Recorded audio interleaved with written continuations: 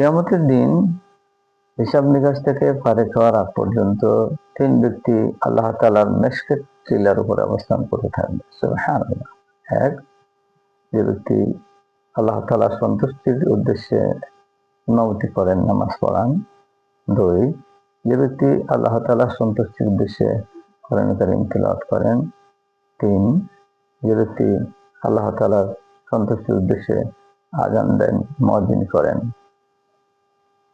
আমরা যে কোনো আমলই করবো না কেন, সমস্ত আমল করতে হবে আল্লাহ তাআলার সন্তুষ্টির উদ্দেশ্যে। আল্লাহ তাআলার সন্তুষ্টির উদ্দেশ্যে যদি না হয়, যদি নারাজি আমল করে থাকি, আল্লাহ তাআলার অসন্তুষ্টির আমল যদি করে থাকি, ওই আমল দিয়ে আপনি আমি কোনো ফায়দা হাসিল করতে পারবো না। ও আমল বেহুদা। শুধুমাত্র আল্লাহ সন্তুষ্টি বিধানের জন্যই যে কোনো আমল করব, ওই আমল আল্লাহ তাআলা কবুল করেন, আল্লাহ সন্তুষ্ট থাকেন, ওই আমল দিয়ে আপনি আমি ফায়দামান হতে পারবো। তাই এখানে যে তিনটি আমলের কথা বলা হয়েছে, তিন ব্যক্তির কথা বলা হয়েছে, তিন ব্যক্তির তিনটি আমল, সে আমলটি হতে হবে আল্লাহ সন্তুষ্টির জন্য।